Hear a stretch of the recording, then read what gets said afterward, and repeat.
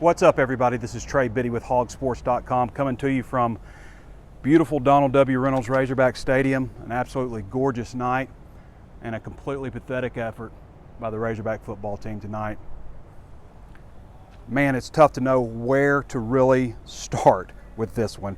I mean, we'll start at the beginning with Chad Morris in his post-game press conference saying the players are too loose, too giddy. He had to say something about it right off the bat. San Jose State set the tone right at the very beginning with that 50-yard bomb from Josh Love. That set the tone for the game. Right then, you knew that this was going to be a tough one for them to pull out. I mean, the thing of it is, there are so many games that we can point to as the worst loss in Arkansas history. It's piling up because this is easily the worst 7.5-year stretch in school history in the 126 years of Razorback football. It's amazing. And Arkansas fans deserve a lot. They don't deserve this. They deserve a lot better than this.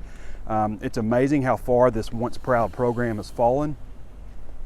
And I don't know that it's going to recover at this point, to be honest with you. I mean, to come out, you can throw out any excuse you want. It's a rebuild. It's a young team. They got to get more players in here. You should never lose a game at the University of Arkansas, especially in this facility right here, to a Mountain West team. Never. It should never happen. Not in year 1 or year 2, and especially not in year 2. And this isn't like North Texas, who was actually a pretty good team last year.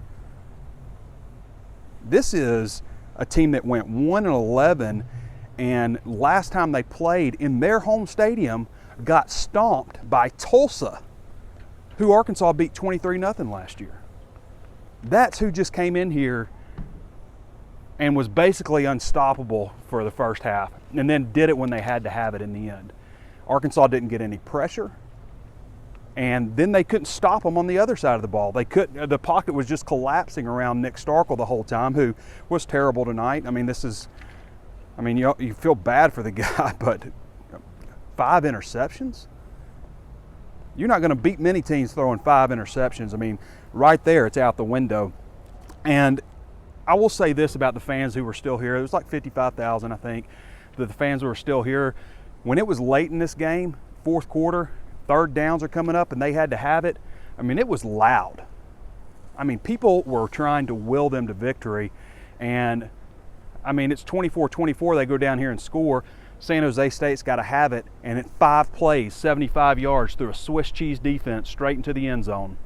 And then what does Arkansas do in the other end? I mean, they left you enough time. They left you a minute 13 and a timeout.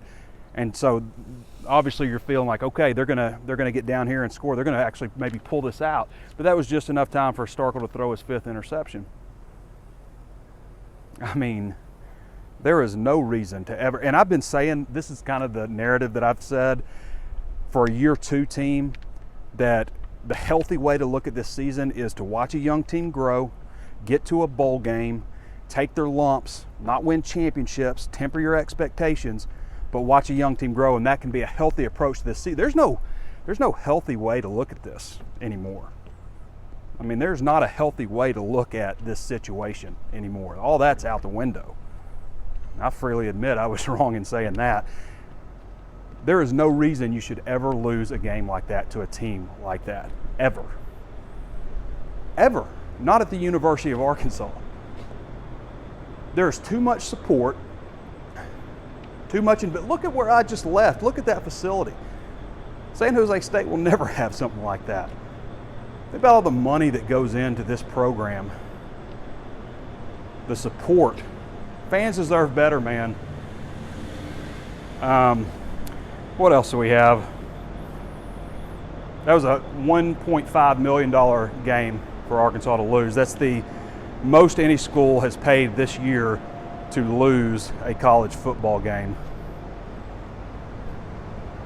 Let that sink in. So Arkansas is still very bad. They struggle on the offensive line. Defense, I mean, they were literally getting no pressure on that kid. He was just doing whatever he wanted to do. And Arkansas's got to check themselves on some stuff. I mean, when you start thinking about the future of stuff here,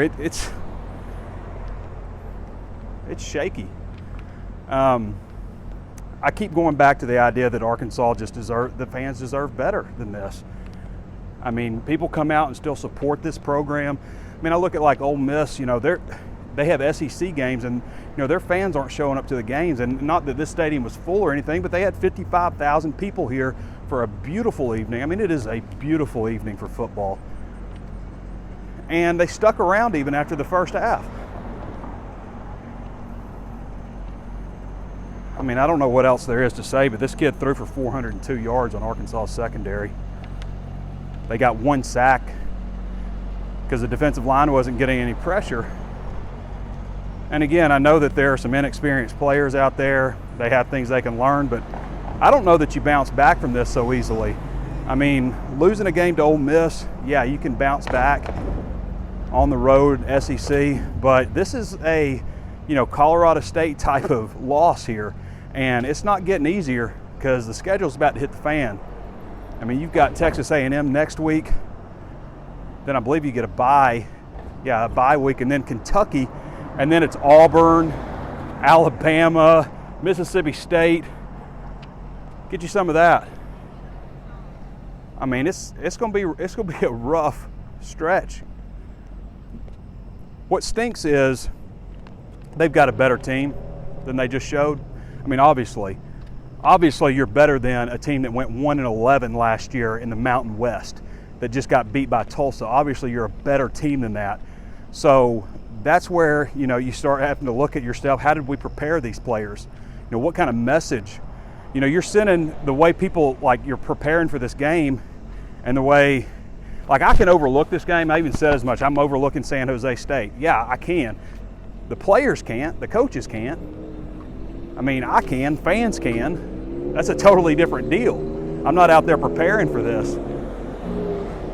But the approach that you take during the week, the pregame, having players too giddy, and it's, not the first time this has happened. They had some issues last year late in the season when they'd pretty much already let go of the rope last season. I don't know what Chad's going to do, to be honest. I don't know where he goes from here. I mean, the thing that's crazy is, like, when you look at the things that this staff does off the field, recruiting, being active, doing all those things, everything is right. Everything is what you want them to do, but they just can't get it put together on the field. They can't seem to get it together on the field where it matters most.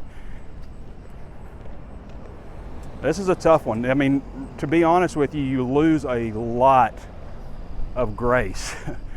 The honeymoon, the idea of any kind of honeymoon, any of that stuff. But sometimes when you run into a season in the future, say, Chad's here, he gets things turned around 5 years from now. People don't forget losing to San Jose State in year 2. You just don't. People are mad right now. I mean, everybody knows what everybody's text messages look like. Appreciate it. Everybody knows what you're getting from text messages, what your friends are saying. I'm getting the same stuff. People are mad. They deserve to be mad. I mean, it's been 7.5 years of the worst Arkansas football in history. And it's not all Chad Morris's fault. I get that. It's not even close. There is a lot of room under this bus to get a lot of people under. I mean, you can go back to Jeff Long and everything that Jeff Long, instilled here, which I don't know. Brett Bielema, everything that he did, throw it all the way back to Bobby Petrino wrecking his motorcycle. All of that stuff has led to where we are right now. It's not all on these players and Chad Morris, but a lot of it is. A lot of it is. It'll be interesting to see what Chad does out of this. I mean, you got to look yourself in the mirror, and not just Chad, but other coaches on this staff. I mean, the defense was terrible today. I mean, they came out in the second half and played a solid third quarter and most of the fourth quarter. I mean, they held them to, they didn't score except for one time in the second half, but why did it take them? I mean, they started playing kind of inspired there for a while, so why did it take them that long to start playing like, oh, you know, we got to get this. We're going to lose this game if we don't start getting after it. I mean, that's almost what it felt like out there. Long way to go. And I don't blame you for feeling like they might not ever get there. So, yeah, that's about all I got, people. I don't think you expected much more from me. But we got more stuff on HawgSports.com. I've got more on my opinion pieces, post-game story, inside the numbers, recruits in the house, that kind of stuff. We'll have an article on Nick Starkel that Pete's working on right now. Should be up shortly. But I think I've said about all I can say on this. I'll give you one last look at what Razorback Stadium looks like. Look at that. That does not deserve what it's getting. That venue. All right, everybody. I want to thank you for watching the Walk and Talk. We'll catch you next time.